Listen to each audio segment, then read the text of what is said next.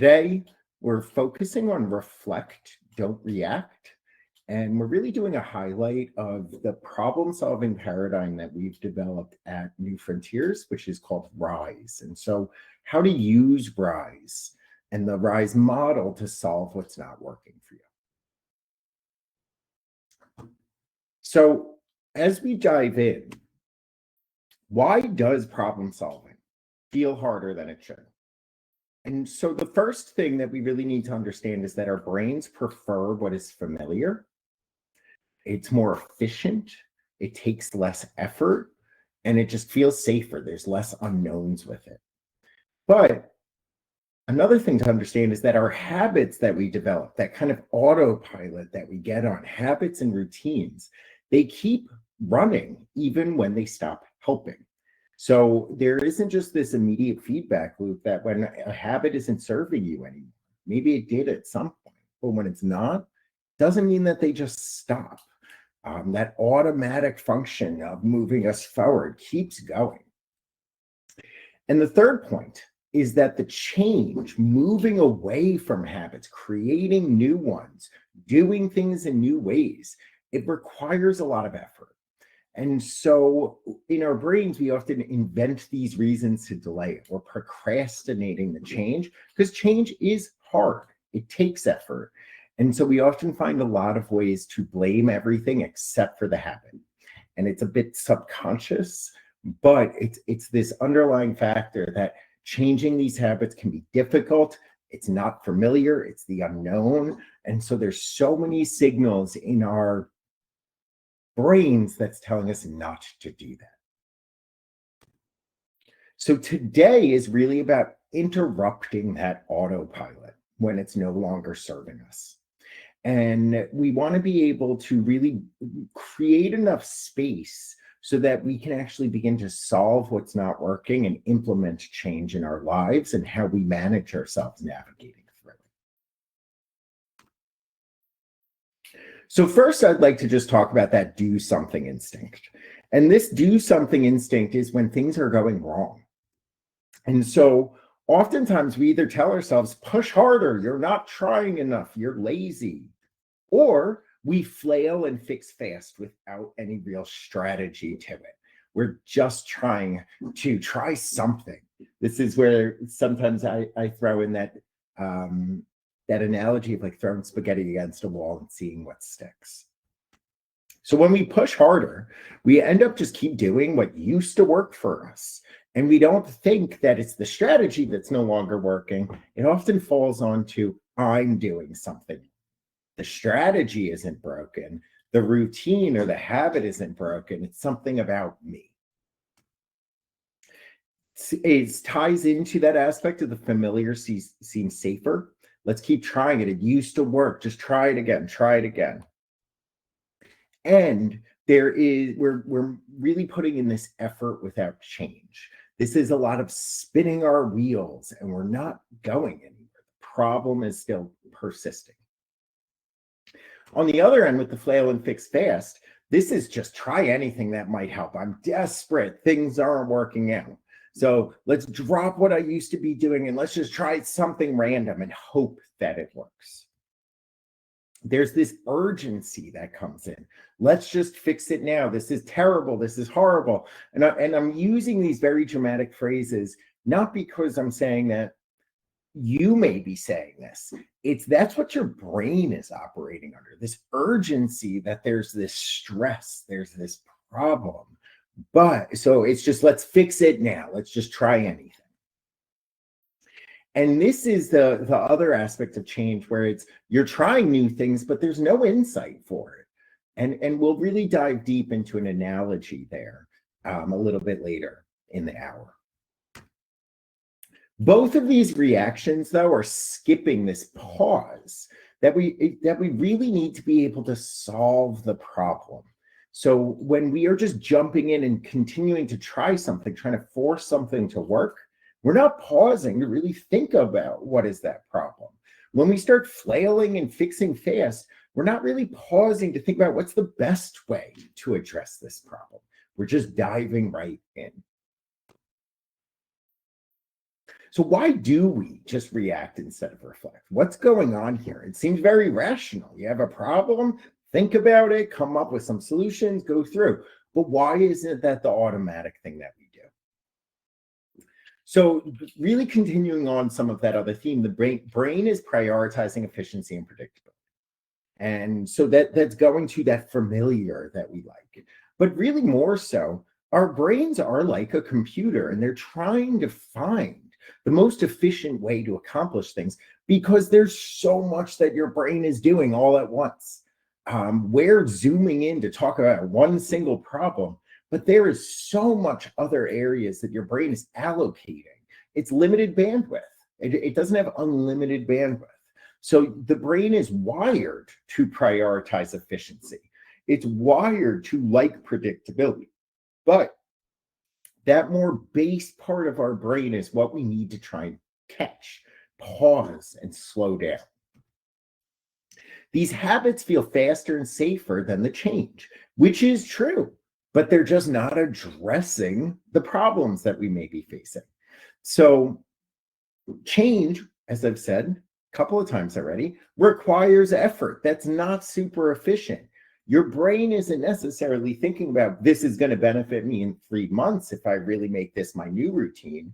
It's thinking about all of that lost energy and extra effort. And that's where we're going to be talking about trying to tap more into that more rational side of your brain, that higher thinking part of your brain. So when something stops working, the brain is actually pushing for the familiar response, even if it isn't effective, and the fastest possible relief, even if it's chaotic. And so those were those two base examples that we were talking about. Either doing the same thing and just blaming ourselves and trying harder, or flailing and trying anything. Those are the two responses that our brain ends up gravitating towards.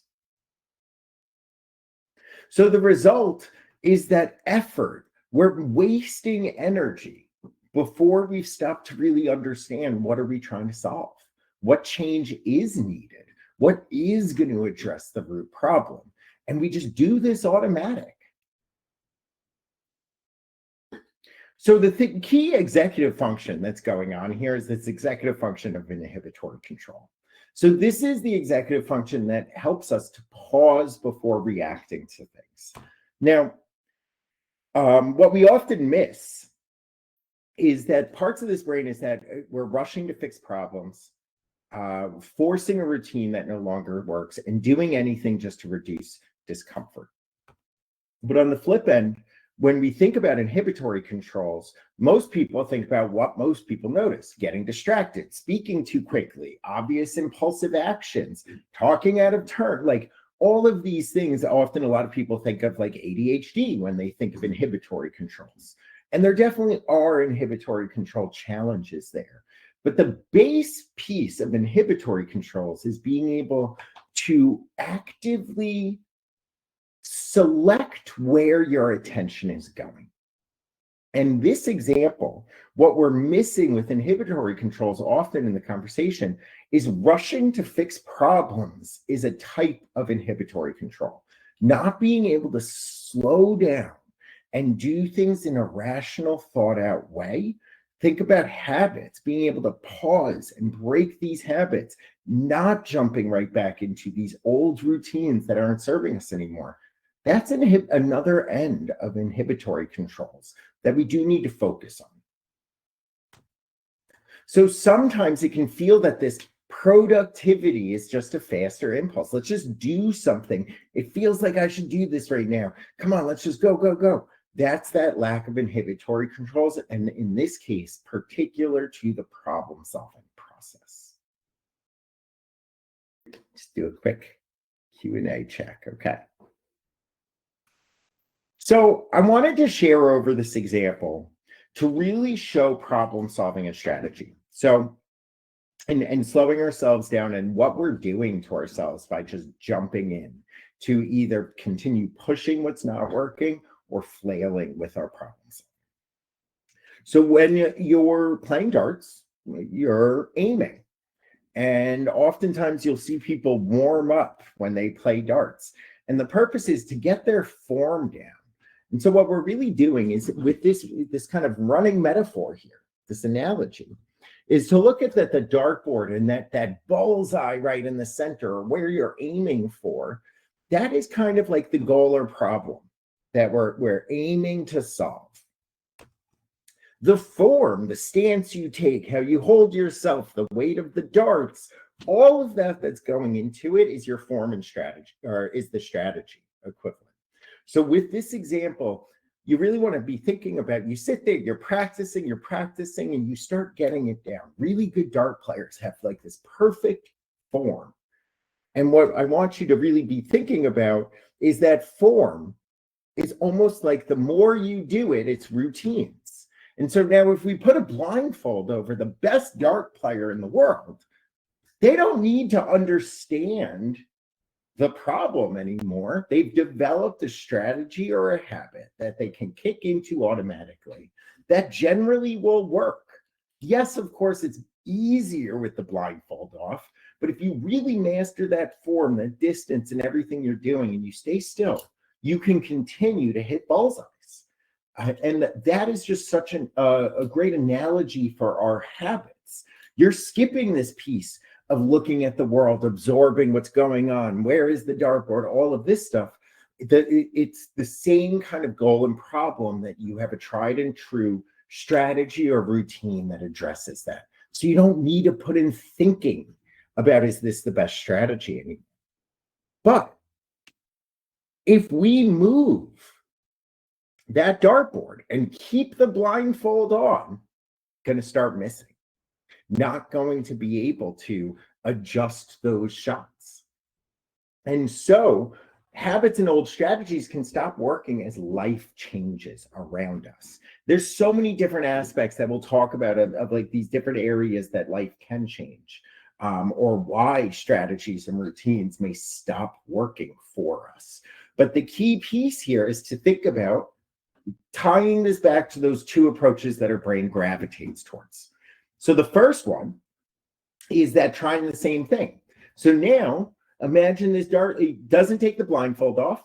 All he's doing is he's sitting there and he's keep throwing with the same form. And he hears that his darts, his expensive darts, are banging against a wall, banging against a metal wall, a concrete wall, whatever the dartboard was hanging on. And he just keeps doing the same form. He knows that he's missing because he can hear the difference, but he keeps using the same strategy. That's the push harder approach. Now, for the other approach, if he just started flailing, that's as if he just started guessing where the dartboard is now, throwing darts in any which different way, hoping it doesn't hit any person that's standing there. And he's just flailing, hoping that one of these forms, these angles will work.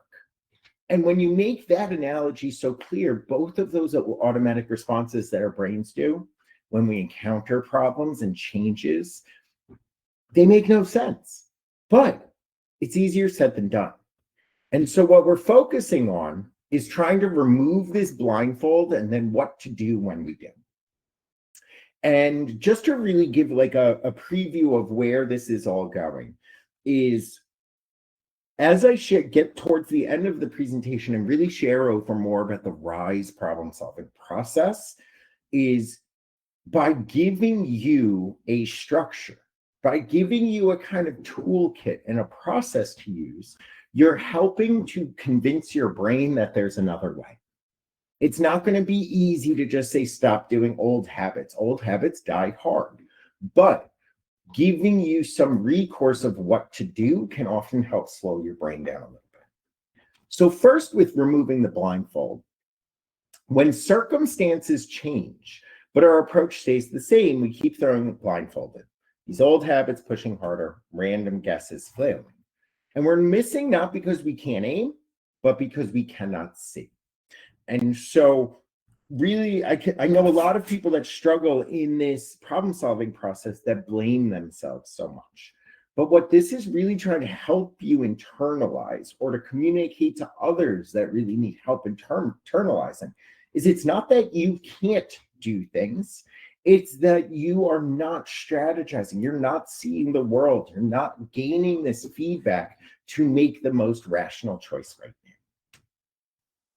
So removing the blindfold is the moment that we pause ourselves and we notice what needs to change in our life and go through a process of actually committing to problem solving as an activity, as opposed to just something that we're doing as we're navigating through our day to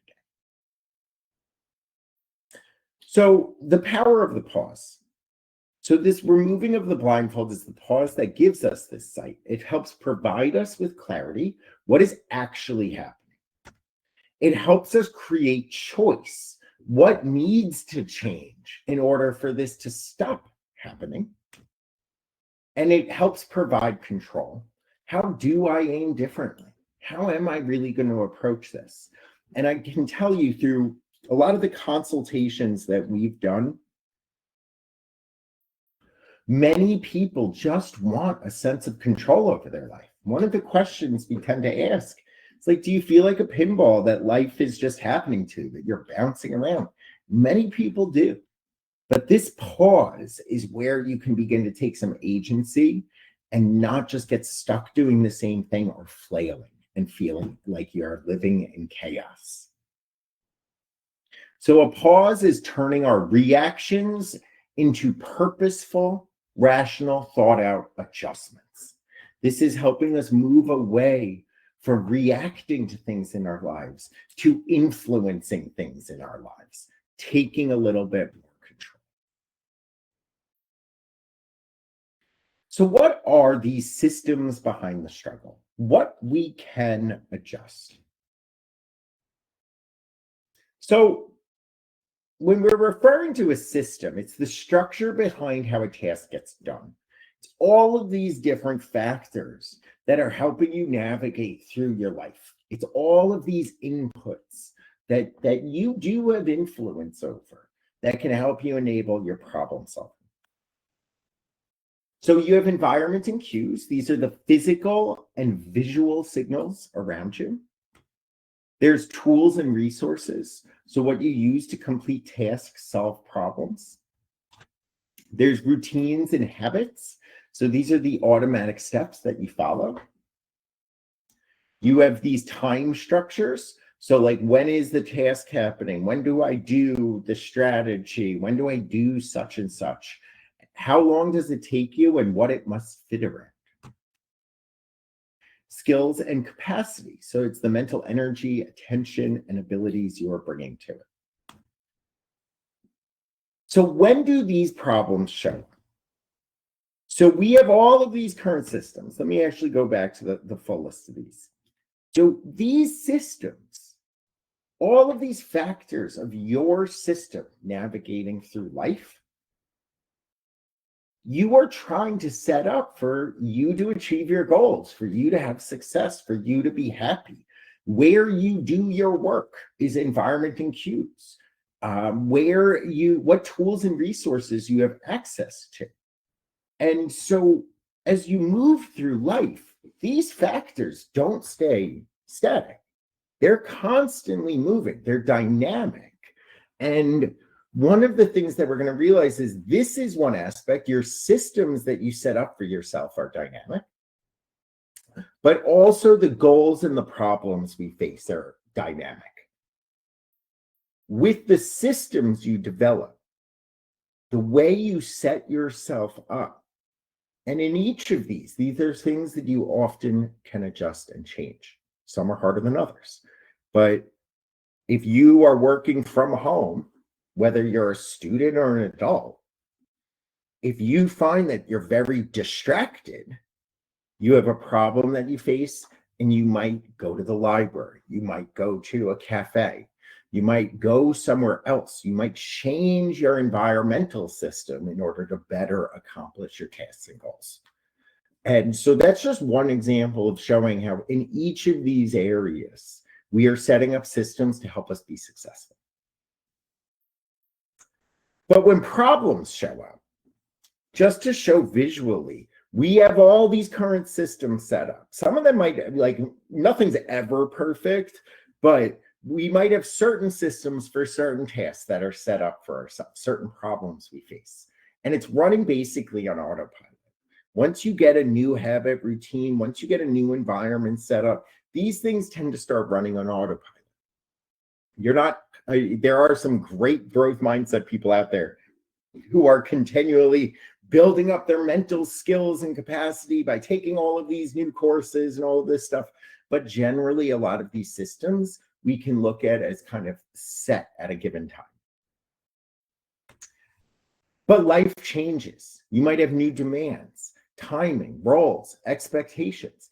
This happens every single year for students. Typically, academic rigor is getting harder. New responsibilities getting layered in, new accountabilities on their end. You get a promotion at work, seasonality changes at work. You have a child. This is why a lot of our work is helping people navigate transitions. These are where problems can start showing up. So when life changes, your systems, your habits, your routines, your environment, all of these things are staying the same. Habits keep running the old way. Our system keeps running. And oftentimes, unless we're proactive and get ahead of problems, get ahead of changes, friction appears. Stress, delays, breakdowns, dread. And what normally ends up happening with a lot of people is we react instead of reflect. We push harder or we're flailing. And that leads to problems escalating.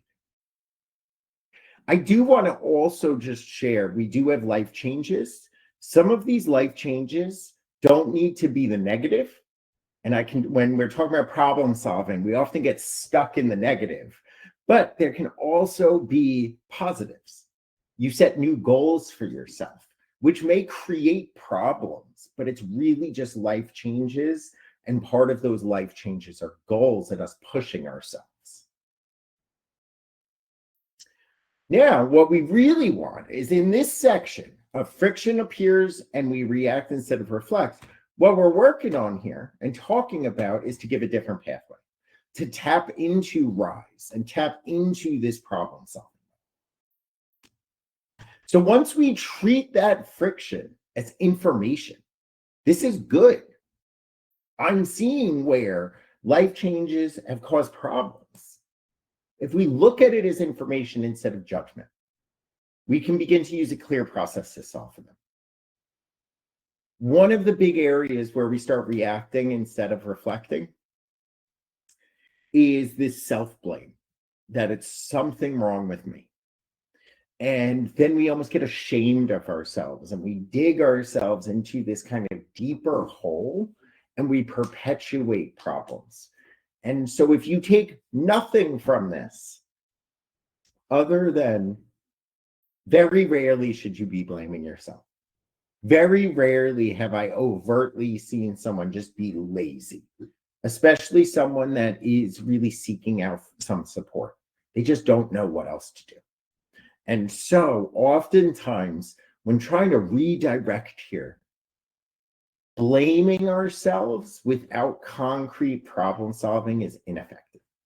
And that blaming ourselves, you might want to catch your brain a little bit of trying to trick you into just wanting to use the comfortable same old ways, the easier path.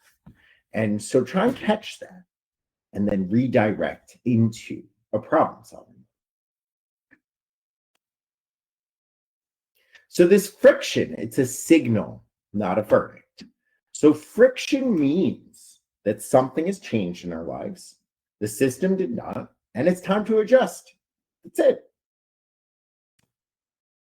Friction does not mean that you are failing, that you lack willpower, and that you should already know what to do. And I will tell you, in a lot of our coaching, this is where we're helping redirect those that we're coaching to move away from the self-defeating thought processes of you are failing, you're just not putting in enough effort.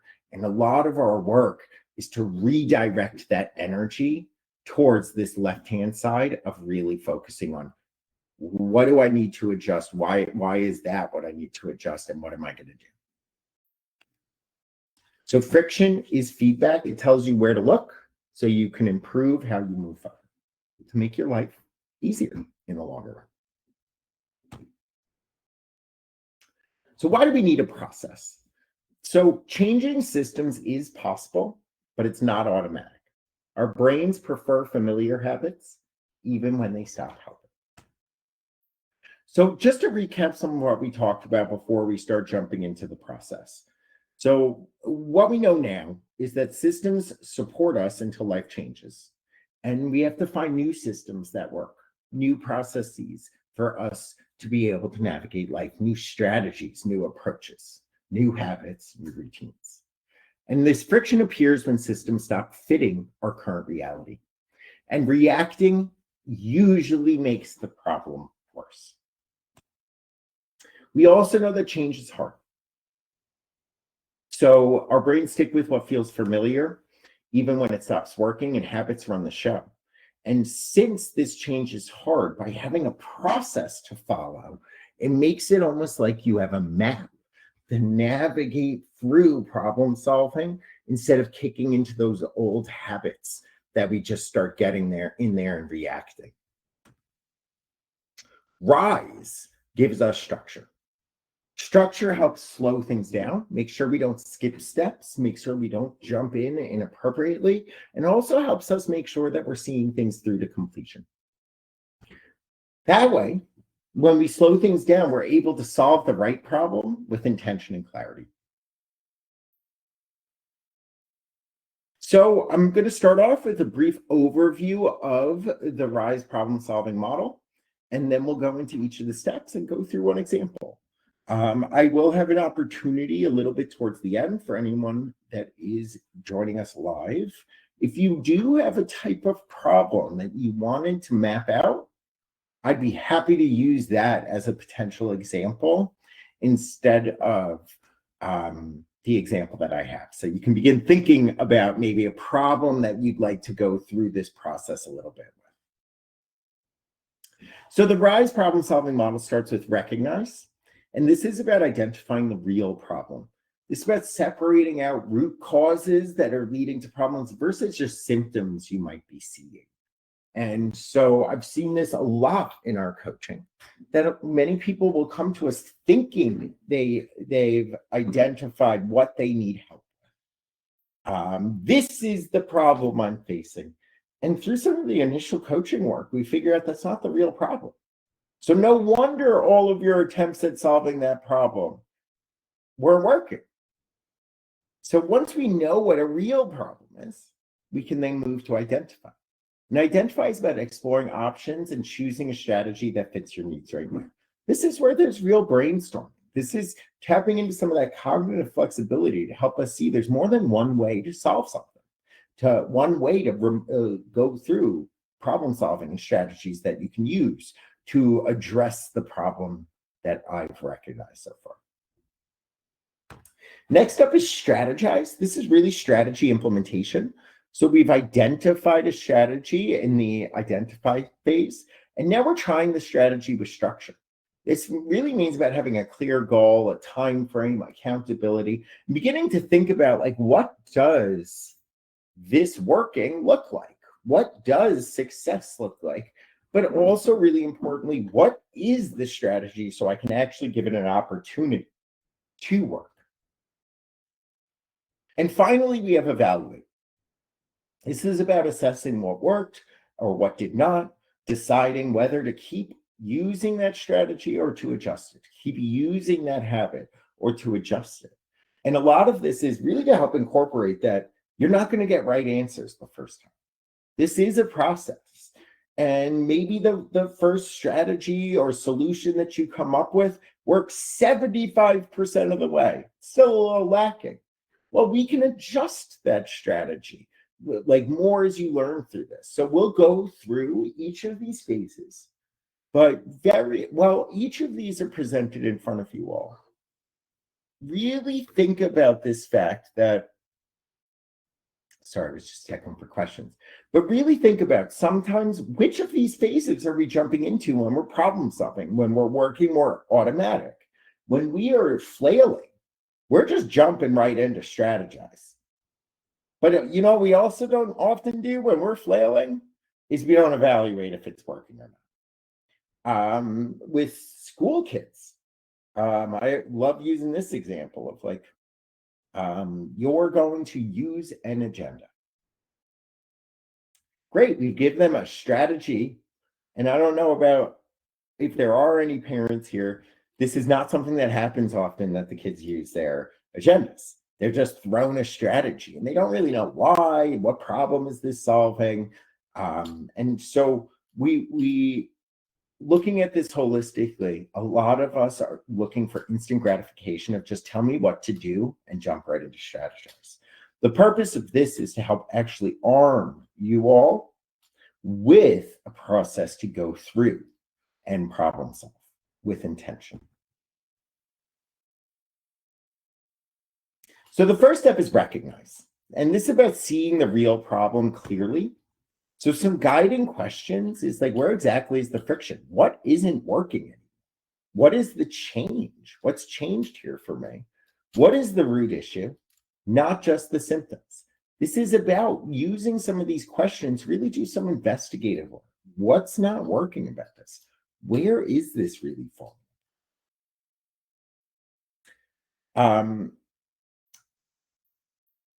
Now, I do want to make a quick aside that if you're really struggling to figure out what a core problem is, then you might have a new problem, which is you need some outside perspective. You struggle to identify problems yourself, and gaining some outside perspective to help you look inward and help you assess maybe some root problems might be a different problem that we're solving for, a strategy for you.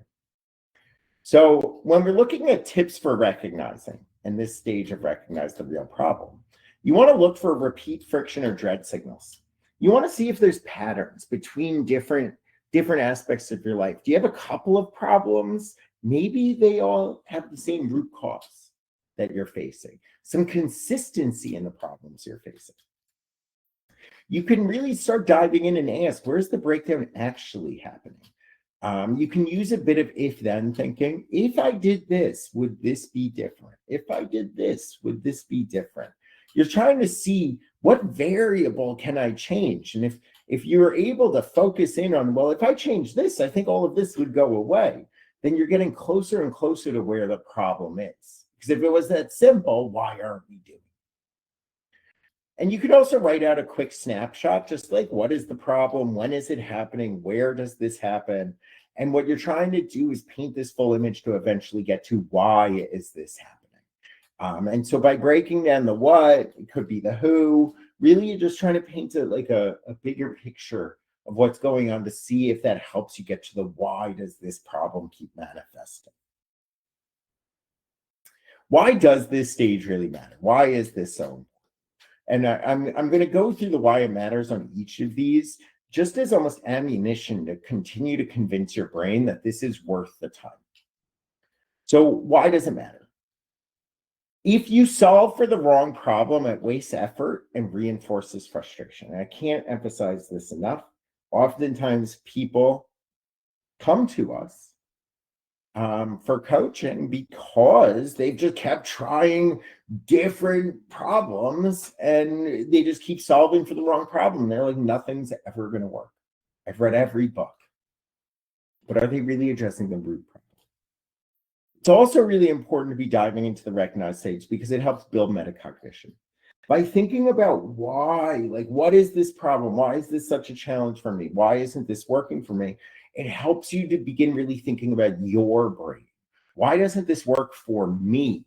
As opposed to just being at, I'm broken, I'm lazy, without really getting into that root problem. It also helps with the generalization of skills. So I shared over that analogy of like kids using their backpack, an agenda for school. I often shared this with on the flip end. If I told all of you that hop on one foot for 1 minute every morning, how long do you think you'd actually do that? That's all I said. The first question most people ask me is, why should I do that? And what they're getting at is, what problem will that solve? How will that benefit me? Why should I do it? And why should I continue to do it? Why should I do something new? And so by really diving into before jumping in and trying out strategies, we're getting buy-in from ourselves of, do I really agree that this is a change that needs to happen? And so it's so important, no matter how young the kids are, if you have kids, or no matter how old you are, it's important to create this space to really recognize the problem so your brain has buy-in for why it should be putting in effort to try something new. So this is where there's that common pitfall where many people will skip this step and jump straight to fixing. I see this a lot in more professional environments as well. When discussing, there's different frameworks, but when discussing an issue at work that's coming up, many people do, why don't we do this? Why don't we do this? Before really diving in and think about what's that root problem before you go through all the rest. And I will share, a lot of time can be spent here to make sure effort's going to the right area. Next, we have identify. And so with identify, this is about choosing the approach that fits right now. So some of the guiding questions: what's the simplest thing that could help? Which option matches my strengths and current capacity? And what support or structure will I need to succeed? This is really about brainstorming. What are different things that I could try out to see if they work? So some tips for identifying is brainstorming a few possible strategies. That's some options for feasibility and support. Like, do I really see myself doing this? And pick one strategy to try first. One other tip that I didn't throw on the copy of this, though, throw out bad ideas too. Because when you throw out some bad ideas, you're removing this internal barrier that we often will hold back on an idea because we're worried it might not be good. We remove that as a concern and we just throw out every idea possible. Maybe some of those that you thought might not be good subconsciously in your head actually turn out to be better, but we just weren't so biased with it. So the big thing we do in coaching when we're going through this is to throw out some bad ideas. It actually helps with that ideation process to come up with some other strategies. Why does this matter? So by really choosing from a menu of options, it leads to purposeful action instead of guessing and hoping. So in coaching, I see this so often where people are just waiting to be told what to do. But by really going through an identify phase, like, it's taking on accountability. You're part of that process. And I know this sounds silly, like if you're thinking to do Rise on your own, but what do a lot of people do? Oh, I found this on Instagram. I'm going to try out this strategy. I looked this up and I'm going to try this one strategy. But what that does in our heads is if that strategy doesn't work, it's kind of that other person's fault. Why they recommend it, right? Well, I guess it's me, or, oh, that person's a bozo and doesn't know what they're talking about. But when you're front and center and helping brainstorm ideas, you're taking accountability of then choosing one of them to try out. It's giving you more skin in the game. You're involved. This also helps encourage growth mindsets. There's no single one right way.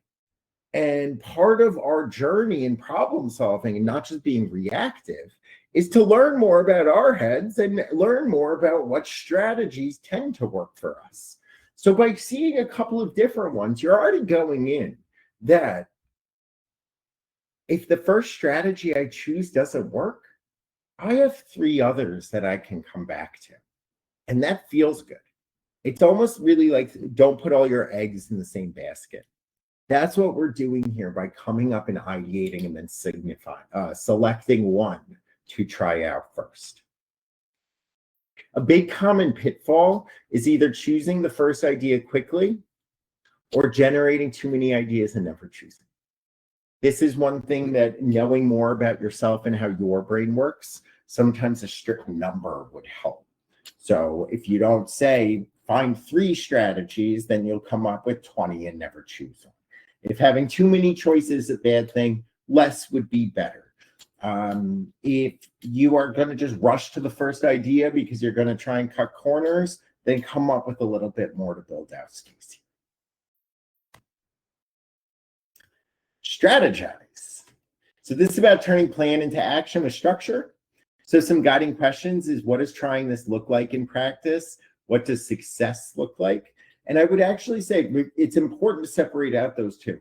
What is it that I'm actually doing? And then if I did it and all goes well, what does success look like?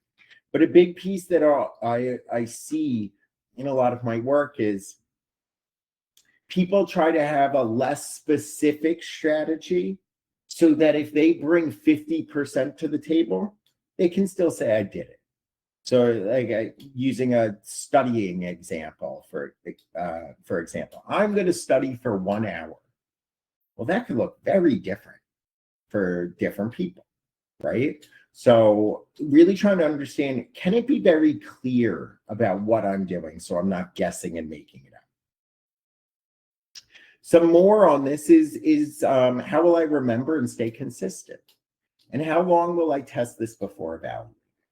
How many goes am I going to give for this? So you can't fully assess or evaluate a strategy if it's a 1 time a week habit that you're trying to build in, and you've set reminders for yourself, and you think let's do all of our weekly planning on Sunday from 9 to 11. Yeah, you can begin to evaluate a little bit from that first week, but you might need a second week, third week to see if it's actually an effective strategy for yourself. Some tips for strategy implementation: set a clear goal and start small. Don't try to revamp everything all at once. This goes back to some base scientific method approach. The more variables you change all at once, the more big changes, the harder to know what's actually moving the needle for you. And it also can make it a lot harder to actually implement. A lot of change at once can be difficult. You want to decide when and how long you will try the strategy. So you want to build in reminders or accountability. Why does this matter? Accountability and consistency reveal whether a strategy is actually helpful. And the intention and purpose here help prevent falling into these old systems and habits. By really looking at, I'm doing this, I'm hoping it leads to this, and by being part of and setting yourself up to actually implement it, if you see positive outcomes, you are adding evidence to convince your brain that this new way is worth it. So it's going to help it easier to catch yourself falling back into old habits or just perpetuating problems. A common pitfall when strategizing is trying without the structure or quitting before the strategy has time to work. Just like I was mentioning before, I'll often see reflecting on examples of, hey, how did that Sunday planning go? And the first reaction was, oh, it didn't go well. I could barely sit down. I didn't really do it. So you don't want that. Rather than just saying this doesn't work, when we move on to this next phase, we might move towards adjustment. How do we make it work better?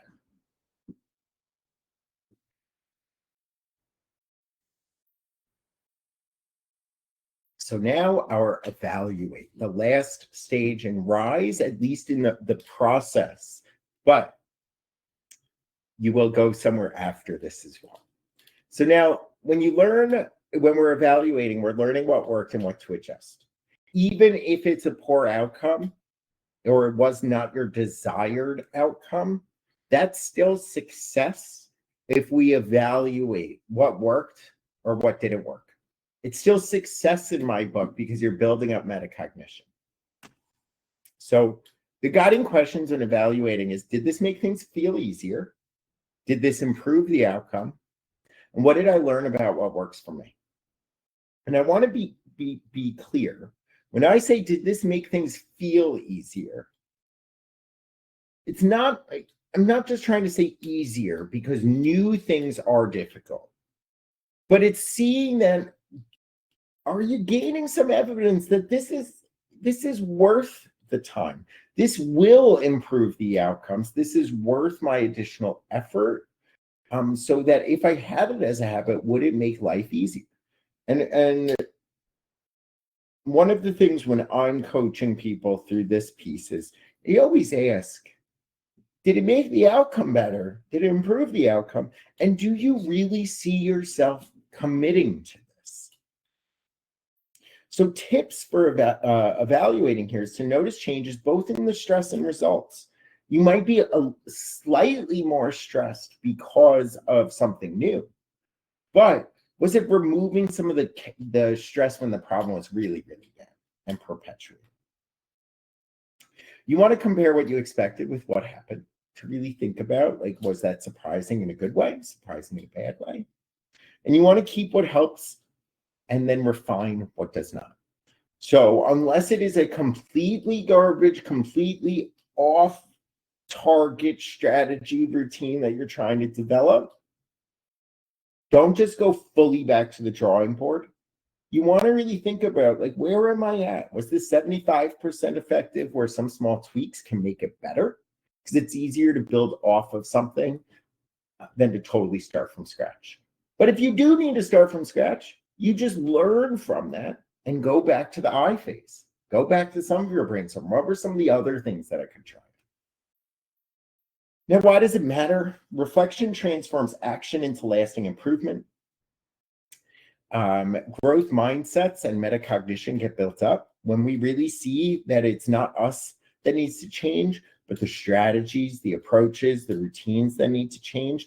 That's helping encourage that growth mindset while building up our understanding of how our brains work.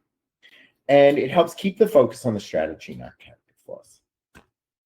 Common pitfall here is to judge yourself instead of analyzing the strategy.